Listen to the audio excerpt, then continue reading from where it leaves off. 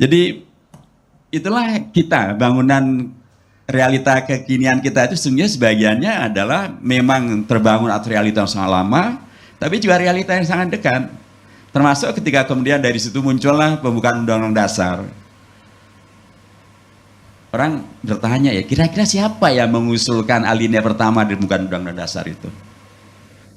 Nah, kita akan bertemu bahwa di antara anggota panitia 9 itu ada yang namanya Kiai Haji Abdul Qahar Mutakhir. Siapa Abdul Qahar Mutakhir? Beliau alumni dari Mesir.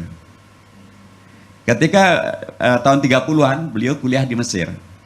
Jadi kondisi di mana kemudian yang tadi ditangkap oleh Kiai Haji Wahab Hasbullah, Kiai Haji Hasyim Asy'ari tentang gerakan di sana untuk kemudian akan menjajah Israel, itu pasti tertangkap oleh Kiai Haji Qahar Mutakhir ini. Beliaulah yang juga kemudian menulis tentang perjuangan Indonesia, sehingga kemudian negara-negara Arab lah yang pertama kali mengakui kemerdekaan Indonesia. Karena mereka tahu tentang perjuangan Indonesia dari tulisan-tulisan Kiai Haji Qahar Mutakhir. Waktu itu belum Kiai Haji, masih Qahar Mutakhir karena masih mahasiswa. Nah, Kiai Haji Qahar Mutakhir ini adalah anggota Panitia 9 yang kemudian menciptakan pembukaan Undang-Undang Dasar.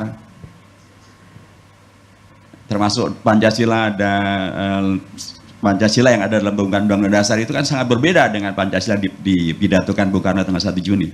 Saya mengatakan kembali ke ini tadi.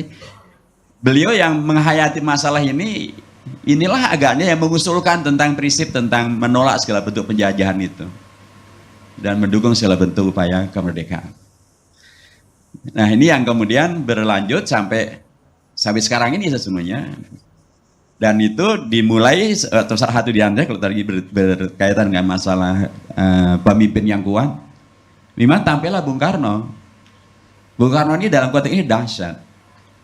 Selain beliau kemudian menyepakati untuk Piagam Jakarta itu dijadikan pembukaan Undang-Undang Dasar, dan kemudian kami MPR pada periode reformasi menyatakan pembukaan Undang-Undang Dasar tidak bisa dilakukan perubahan. Karenanya kalau ada yang kemudian menafsirkan bahwa urusan Palestina itu bukan urusan Indonesia, ya berarti belajar sejarahnya belum jauh, tekniknya belum jauh gitu. Karena Bung Karno lah yang memberikan tafsir amali, tafsir yang operasional tentang bagaimana memahami sikap Indonesia yang dirujukan pada konstitusi bukan Undang-Undang Dasar. Tahun 50 itu Israel mengirimkan pengakuan terhadap kemerdekaan Indonesia. Bung Karno menerima? Ditolak.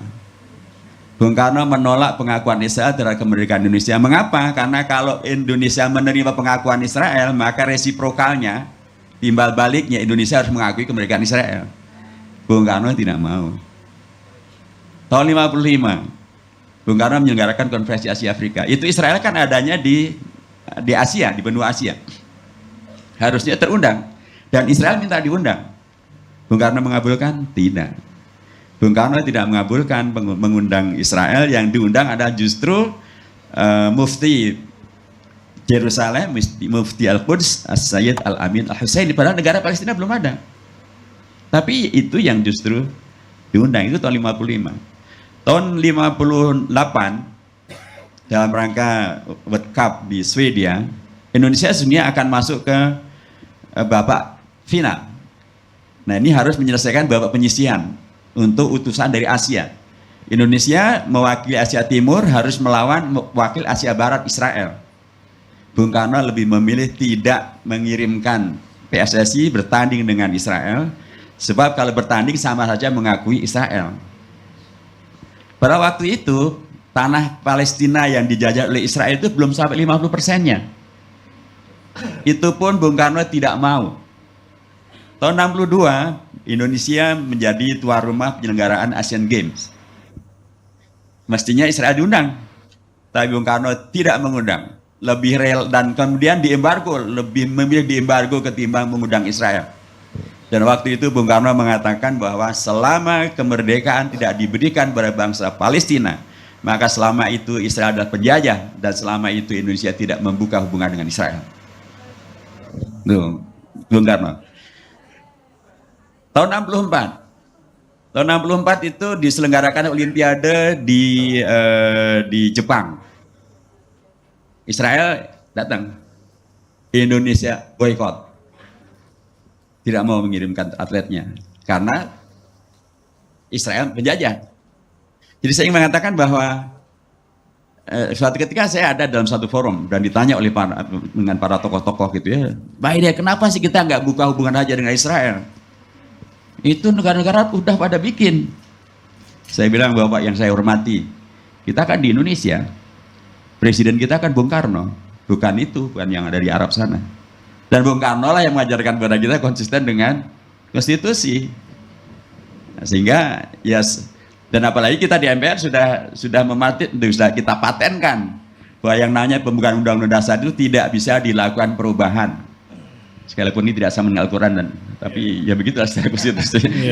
Tidak ada pintu untuk merubah. Jadi karenanya pembukaan Undang-Undang Dasar ya masih semacam itu. Jadi kalau kemudian konstituen kita kemarin termasuk saya dengan tegas menuntut agar menolak tampilnya tim sepak bola Israel ke Indonesia, ya karena konstitusi kita masih demikian dan tidak ada yang berubah dari Israel. Dulu ditolak, kalau sekarang lebih baik dari zaman dulu mungkin diterima.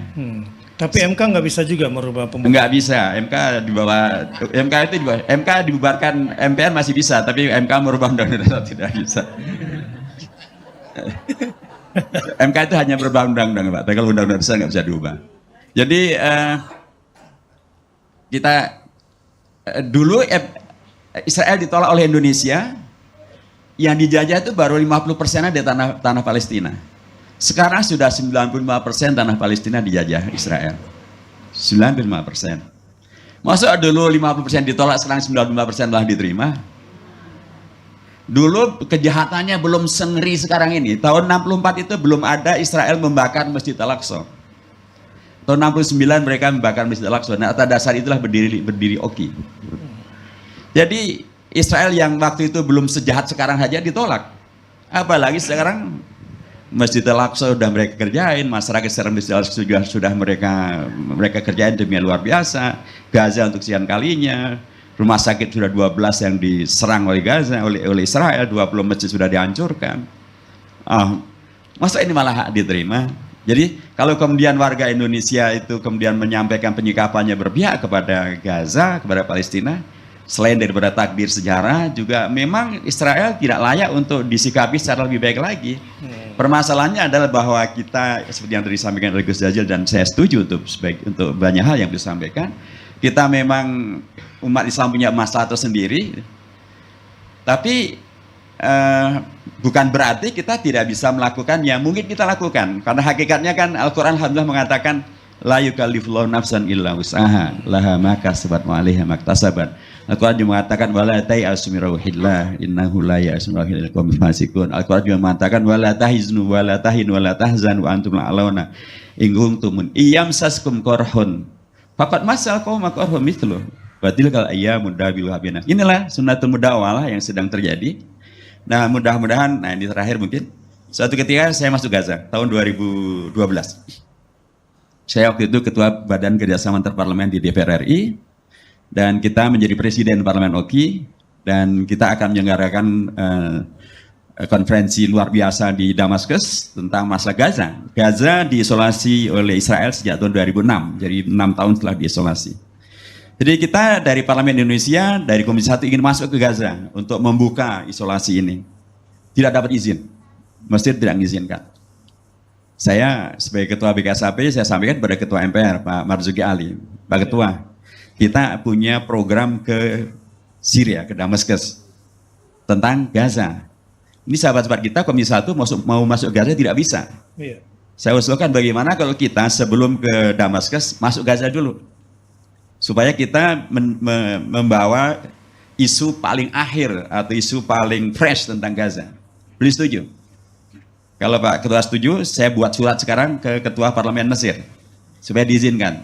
Silahkan, saya bikin surat Parlemen Mesir dan Ketua Parlemen Mesir setuju, dan saya mengiringi Ketua DPR datang ke Kairo dan langsung diizinkan masuk ke Gaza. Saya tahu pasti kalau Ketua DPR yang masuk pasti diizinkan. Iya. Dan alhamdulillah kita masuk, malamnya kita nginap di Al-Aris, paginya kita masuk ke Gaza. Ketika kita akan masuk ke Gaza, kita sudah masuk ke dalam mobil, tiba-tiba kawan-kawan dalam mobil pada heboh. Pak Hidayat, Ternyata tadi malam Gaza dibombardir oleh Israel. Bagaimana kalau kita berada di Gaza, kemudian Israel membombardir lagi? Iya. Saya bilang, Bapak yang saya hormati, kalau itu terjadi, itu terkait dengan mati. Bapak yang saya hormati, mati adalah takdir. Iya. Betapa banyak sahabat-sahabat kita mati di DPR. Lagi sidang kena serangan jantung meninggal. Atau di luar sidang main golf meninggal. Iya. Ada yang masih muda, istrinya Ratu Indonesia, habis main futsal, Iya. meninggal. Iya. Adi Mas Said. Iya, Ya, Adi Mas Said yang masih muda aja habis olahraga meninggal juga. Iya. Jadi kalau babnya mati itu namanya takdir. Kalau takdir kita mati di Gaza, Bapak yang saya hormati, dan kita sedang berniat membantu saudara-saudara kita di Palestina yang sedang didolim Israel, Iya. insya Allah kita mati sebagai syuhada. Oh. Dan Bapak yang saya hormati, tahukah Bapak apakah pahala bagi para syuhada masuk surga dan diterima oleh 672 bidadari? Tapi kali itu kayaknya ada Sebentar. Ini gongnya yang terakhir. Kemudian salah satu tokoh yang berdiri dan nanti beliau menjadi ketua MPR dan dia mengatakan, Pak Hidayat itu 72 kebanyakan, saya minta DP-nya 1 di dunia, bisa nggak? Minta DP beliau. Dan semuanya akhirnya berani masuk Gaza dan ternyata kita aman, tertib dan damai. Dan luar saya keliling Gaza dan kita meletakkan batu pertama rumah sakit Indonesia di Gaza yang kemarin dikerjain lagi sama Israel itu. Dan ternyata alhamdulillah kita bisa bersama dengan Gus Jazil Fawaid dan kita merealisasikan ukhuwah Islamiyah, ukhuwah watoniyah, Masya ukhuwah santriyah juga. Masya Allah. Dan kita berada di satu koalisi bersama untuk menghadirkan, tadi benar sekali bahwa adanya kepemimpinan itulah salah satu yang menjadi titik kunci. Nah, Itulah ini- karenanya para ulama mengatakan law anna li da'watun mustajabah la'ataituha lil hakim. Itu kaul Imam Ahmad. Iya. Kalau aku mempunyai doa yang mustajab, akan aku kasihkan doa itu untuk para penguasa. Iya. Para penguasa itu kata Khalifah Utsman ibn Affan, innallaha la yanza'u bisultani ma la yanza'u bil Quran. Seringkali Allah dengan kekuasaan itu efektif menegakkan kebenaran ketimbang hanya dengan norma Al-Quran saja. Iya. Dan itu dicontohkan kalau Pak Anies punya contoh konkret nih. Kasus Alexis, ya kan? Alexis itu sudah berapa dai, berapa ustaz, berapa kiai, berapa khutbah, berapa ceramah, berapa pengajian, mungkin juga istighosah. Berikut dai korbannya juga di dalam. Ternyata nggak bisa tutup kan? Cuman begitu beliau kita menangkan jadi gubernur, waktu itu beliau tidak memperpanjang izin dari Alexis, tutup, selesai. Begitulah kekuasaan. Iya. Terima kasih. Aplaus dulu.